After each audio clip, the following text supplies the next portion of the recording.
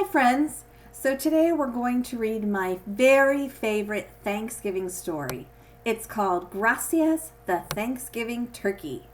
This has been in my collection for more than 20 years, and I love that it really helps us to find the true meaning of Thanksgiving, and it has lots of Spanish vocabulary in it. So be listening for all of those Spanish words. Here we go. My dad sent me a present, Miguel told everyone at school.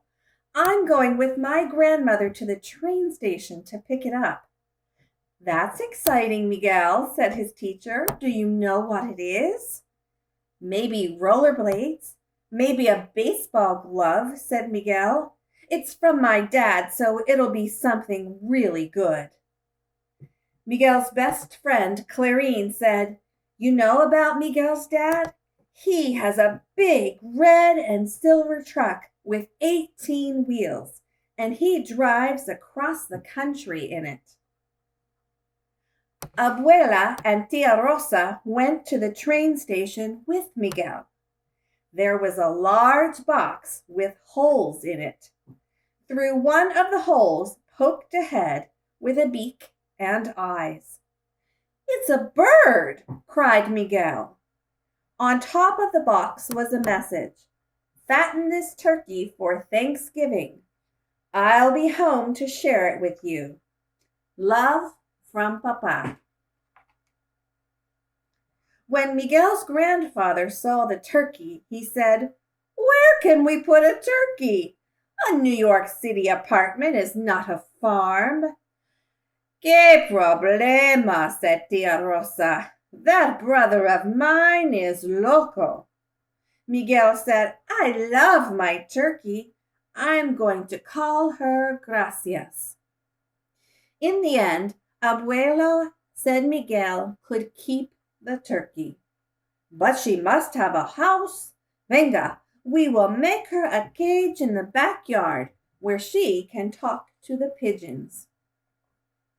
At the library, Miguel found a book about turkeys. He read that turkeys were grazers. They liked grain, but they also ate green plants. Clarine and Miguel went to Central Park. They talked to the park ranger, and he gave them sacks of cut grass. Mr. and Mrs. Chatterjee saved old lettuces and cabbages from their store. Soon the whole neighborhood knew about Gracias. Hi, Clarine. Hi, Miguel, said Police Officer Devereaux. Is that turkey getting fat? Yes, ma'am, said Miguel. When she gets too big for your oven, give her to me, said Officer Devereaux. I've got a bigger oven. As Gracias grew, she became Miguel's amiga. She made a gobble-gobble noise every time she saw Miguel, and she ate from his hand. Abuela told Miguel, You can take Gracias out of her cage as long as you clean up after her. Miguel wanted to take his turkey out for a walk in the street. Abuelo made a ring to fit on the bird's leg, and he tied a cord to the ring. Now she will not fly into someone's oven, Abuelo said. Miguel worried when there was talk about ovens. He wrote to Papa, Can we get another turkey for Thanksgiving? One that is dead already? But there was no reply. At church, Miguel lit 2 candles, one for his father and one for Gracias. Please, Señor, he prayed, keep them safe. Tia Rosa also lit a candle. Pobre niño, she said. The leaves fell from the trees. The weather grew cold. Abuela made a cover for the cage. Why bother, said Abuelo. It's merely Thanksgiving. People shouldn't eat pets, said Miguel. She's a turkey, said Abuela. That's what turkeys are for. We're amigos, cried Miguel. I love her. I told you it would be a problem, said Tia Rosa. On Saturday afternoon, Clarine came over to watch football with Miguel. Suddenly, there was a noise, louder than the television. Miguel jumped up. Gracias! The kids ran outside. The cage was empty. A boy was running down the street, the big turkey flapping under his arms. Gracias! Yelled Miguel. You bring that turkey back! Shouted Clarine. Everyone helped Miguel and Clarine look for Gracias, but no one could find so much as a feather. Mrs. Chatterjee said, How could someone steal your turkey? That's terrible. No worries, said Mr. Chatterjee. I have frozen turkeys in the shop. I give you one for free. Miguel shook his head and began to cry. Let's go home, said Clarine, holding his hand. That night there was a knock on the door. Officer Devereaux held a bag that shook and went gobble gobble. Gracias, yelled Miguel. I found this turkey in a no parking zone, said Officer Devereaux. I had to arrest her. Miguel took Gracias and hugged her. Officer Devereaux said, If I were you, I wouldn't leave a fat turkey in your yard. This time she got away. Next time, she's gravy. Yes, ma'am, said Miguel. Abuela said Gracias could stay in the bathroom. You have to clean out her cage every day. Abuelo said, I have to shower with a turkey? Ay, ay, ay. Miguel moved the cage to the bathroom and put a holy medal on it. So nothing bad happens to you, mi amiga, he said. The next morning, Miguel was playing outside with Gracias when it was time to go to church. Get your jacket, said Abuela. I will put the bird away. Hurry, hurry, we'll be late for la misa. But in the rush, Abuela forgot about Gracias.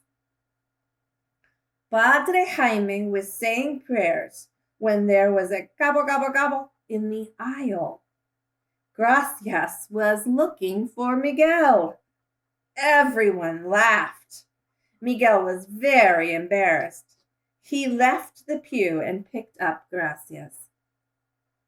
Padre Jaime said, Is this your turkey, Miguel? Sí, padre, said Miguel. Lo siento, padre. She must have followed me. Padre Jaime smiled. God made small boys, and God made turkeys. Stand still while I give you both a blessing. When they got home, Abuelo laughed and ruffled Miguel's hair. Chicken for Thanksgiving dinner, he said. Chicken? Said Miguel. Abuela said no one can kill a turkey that's been blessed. You think Papa will like to eat chicken? Miguel asked. If he is here, said Tia Rosa. Abuela looked at Tia Rosa. Sí, he will like the chicken, she said. The Thanksgiving Day parade had brass bands and balloons as big as houses. Miguel sat on Abuelo's shoulders so that he could see everything, and some clowns on stilts threw confetti over him. Did Papa like parades too when he was as big as me? He asked Abuelo. Sure, Rosita too. I had one of them on each shoulder, Abuelo told Miguel. The apartment was filled with fragrant smells of chicken and cornbread. Abuela brought out the salsa. Please, can we wait some more? Miguel asked. We have waited 2 hours already, she said. The family sat down and watched Abuelo carve the chicken and bless the food. Abuela lifted her glass. I am glad for this food. I am glad for this family. I am glad for this neighborhood and for this country. Bravo, Mamma, cried Tia Rosa. Miguel lifted his glass of milk. I am glad for Papa, and I am glad for Gracias.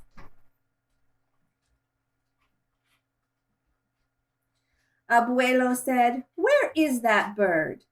He left the room and returned with Gracias. Abuelo put Gracias on the chair next to Miguel and set a plate of cornbread in front of her. Gracias ate from the dish. Peck, peck, peck. Now we have turkey for dinner, Abuelo laughed. We talked to some people at a petting zoo, Abuela said to Miguel. They will make a home for Gracias. A zoo? Said Miguel. You can visit her every week, said Abuela. And I will not have to brush my teeth with feathers, Abuelo said. After dinner, Miguel sat on the floor and put Gracias in his lap. Zoo turkeys don't get eaten, he told Gracias. He yawned. His stomach was full of chicken and cornbread, and he felt sleepy. I get to see you every Saturday, he said. Miguel yawned again. His eyes were closing. Toot, toot. Gracias flew up, squawking in fright. Toot. Miguel ran out to the window, parked outside with his father's big red and silver truck. Papa was home.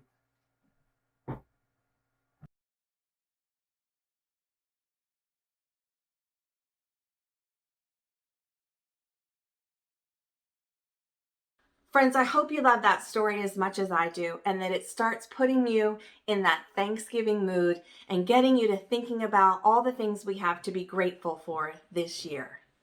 And I want to tell you, gracias, te amo, y adios.